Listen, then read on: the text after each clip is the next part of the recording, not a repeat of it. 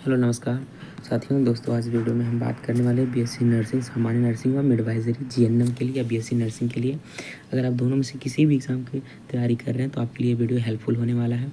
तो दोस्तों मैं आज वीडियो में करवाने वाला हूँ सॉल्व पेपर 2021 का बायोलॉजी के क्वेश्चन करवाऊँगा। तो दोस्तों चलते हैं अपने क्वेश्चन की तरफ। तो दोस्तों यहाँ पे जो पहला क्वेश्चन है, ये पहला क्वेश्चन देखिए क्या है, पढ़ते हैं कि जीन शब्द किसके प्रस्तावित किया था। जीन शब्द किसने प्रस्तावित किया? तो जीन शब्द जो है ये जॉनसन साहब ने प्रस्तावित किया था। इसका राइट आंसर हो जाएगा ऑप्शन नंबर ए, इस करेक्ट आंसर। ठीक है दोस्तों, तो बढ़ते हैं दूसरे क्वेश्चन की तरफ। दूसरा क्वेश्चन कह रहा है कि विषाणु में न्यूक्लिक अम्ल को ढकने वाला प्रोटीन आवरण क्या कहलाता है। तो जो विषाणु या वायरस होता है उसमें जो उसकी कोटिंग होती है वो कहलाती है कैप्सिड होती है, जिसके थ्रू वो ढका जाता है। ठीक है दोस्तों, तो बढ़ते हैं क्वेश्चन नंबर 123 की तरफ। तो 123वां क्वेश्चन कह रहा है कि सर्वाधिक प्रतिजैविक औषधि किससे प्राप्त की जाती है। सर्वाधिक प्रतिजैविक औषधि मतलब है सर कि यहाँ पे आपको एंटीबायोटिक के बारे में पूछ रहे हैं। तो एंटीबायोटिक जो सबसे ज़्यादा बनाई जाती है वो स्ट्रेप्टोमाइसिस के द्वारा बनाई जाती है।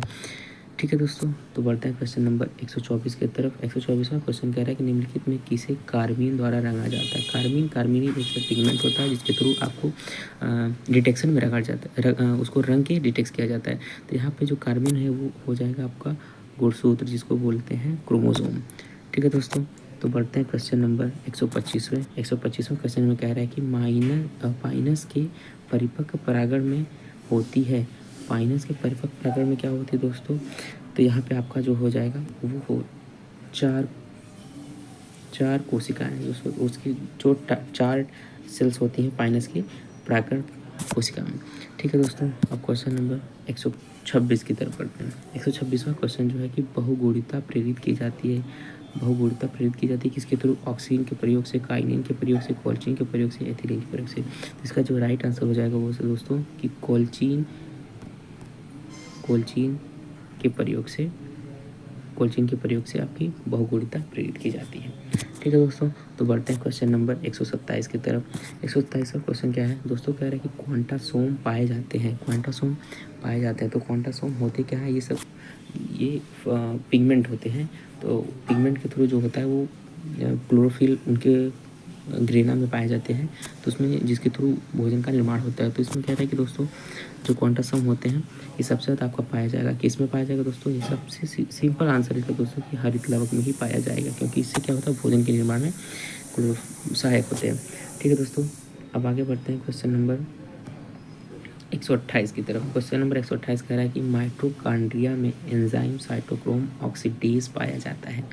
तो माइटोकॉन्ड्रिया में एंजाइम ऑक्सीडेज पाया जाता है, वो किस में पाया जाता है दोस्तों? तो इसका जो आंसर हो जाएगा राइट आंसर वो अंतः झिल्ली में पाया जाता है। Option number C is right answer. ठीक है दोस्तों, तो बढ़ते हैं क्वेश्चन नंबर 129 की तरफ। 129 क्वेश्चन में क्या करें कि निम्नलिखित में से कौन सा जीव अभियंत्रित जीवाणु समुद्री तेल रिसाव को साफ करने में प्रयोग किया जाता है। तो जैसा कि दोस्तों सभी को पता है कि जब तेल रिफाइनरी समुद्र से निकाला जाता है उसकी ज़मीन के नीचे से, तो ऊपर लेयर छोड़ देते हैं, तेल जो गिर जाते हैं वो लेयर छोड़ते हैं।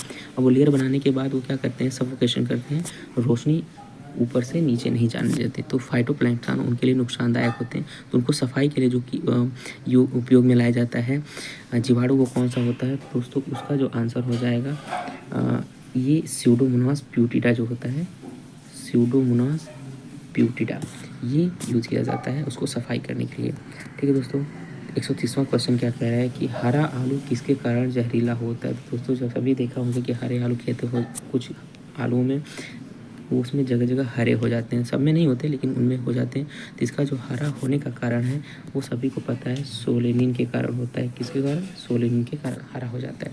ठीक है दोस्तों, अब बढ़ते हैं क्वेश्चन नंबर 131 की तरफ। 131वां क्वेश्चन क्या कह रहा है दोस्तों? कैंसर के अवुर्ध से प्राप्त कोशिकाएं कहलाती हैं। जो कैंसर के अवुर्ध से प्राप्त कोशिकाएं वो क्या कहलाती हैं? सभी को पता है दोस्तों कि कैंसर के अवुर्ध से प्राप्त कोशिकाएं माइलोमास कहलाती हैं। क्या कहलाती हैं? माइलोमास कहलाती हैं। ठीक है दोस्तों, आगे बढ़ते हैं 132वां क्वेश्चन। 132वां क्वेश्चन कह रहा है ट्रिटिकम एस्टाइवस पादप है। अब ट्रिटिकम एस्टाइवम ये एक गेहूं की प्रजाति है दोस्तों। तो इसमें जो पूछ रहा है इसकी किसके पादप है, तो ये इसमें पूछा अगुणित है, द्विगुणित है, चतुर्गुणित है या षटगुणित है। तो जो इसका आंसर हो जाएगा दोस्तों ये षटगुणित होता है, मतलब कि इसमें 6 जोड़े पाए जाते हैं। ठीक है दोस्तों, अब क्वेश्चन नंबर 133 की तरफ बढ़ते हैं। क्वेश्चन नंबर 133 में कह रहा है कि निम्न में से कौन सा पूर्ण मूल परजीवी है जो पूरी तरह से परजीवी है। तो दोस्तों इसका जो राइट आंसर हो जाएगा वो एक बी, रेफ्लेसिया। सबसे बड़ा फ्लावर होता है, ये पूर्ण रूप से परजीवी होता है। ठीक है दोस्तों, बढ़ते हैं क्वेश्चन नंबर 4 की तरफ। क्वेश्चन नंबर 4 में कह रहे हैं निम्नलिखित में से किन ऊतकों से जीवित कोशिकाएं होती हैं।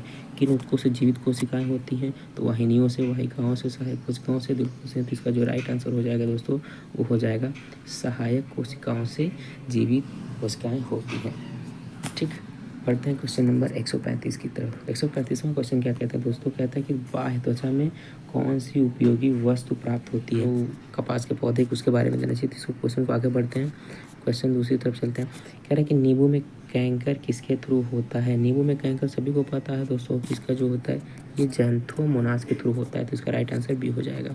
ठीक है दोस्तों, बढ़ते हैं क्वेश्चन नंबर 137 की तरफ। 137 में कह रहा है कि वायु प्रदूषक गैसें जिसमें अम्लीय वर्षा होती है वो कौन कौन सी हैं।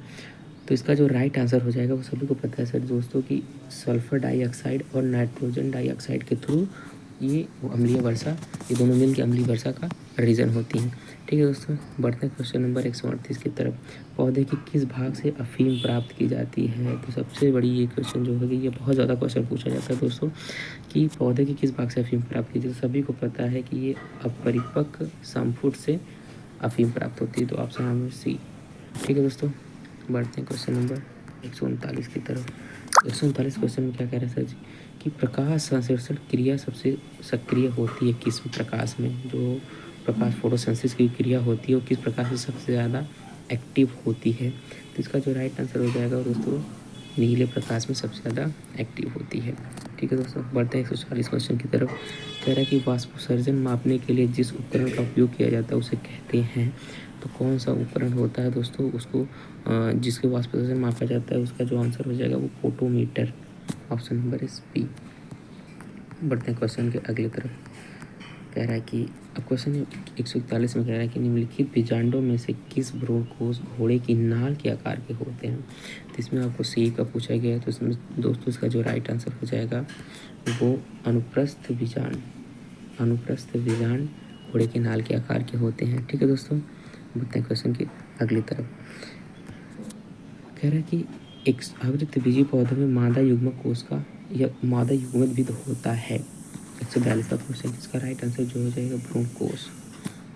ठीक है दोस्तों, बढ़ते हैं क्वेश्चन नंबर 143। तारपीन का तेल प्राप्त होता है। तारपीन का तेल किससे प्राप्त होता है। तो इसका जो होगा आंसर वो पाइनस से प्राप्त होता है। किससे प्राप्त होता है, पाइनस से प्राप्त होता है। ठीक है दोस्तों, क्वेश्चन 144 में क्वेश्चन कर रहे हैं कि निम्नलिखित में कौन सा ब्रायोफाइटा नहीं है। इनमें से कौन सा ब्रायोफाइटा नहीं है। तो टेरिस, फ्यूनेरिया, पोरेला, बेलिया। इसमें जो होगा आंसर हो जाएगा टेरिस आपका ब्रायोफाइटा नहीं है, बाकी सभी ब्रायोफाइटा है। ठीक है दोस्तों, बढ़ते हैं क्वेश्चन नंबर 145 की तरफ। कह रहा है कि जीवन की उत्पत्ति का महाकल्प कौन सा है कि जिसमें जीवन की उत्पत्ति हुई है। तो ये कॉमन क्वेश्चन है, ये दोस्तों अधिकतर पूछा जाता है प्री कैम्बियन पीरियड में आपका जीवन की उत्पत्ति होती है।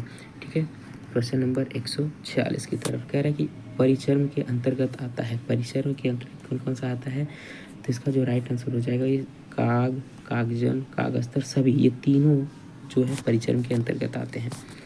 क्वेश्चन नंबर 147 क्या कह रहा है दोस्तों, कह रहा है कि समरूपी पीढ़ियों का एकांतरण पाया जाता है।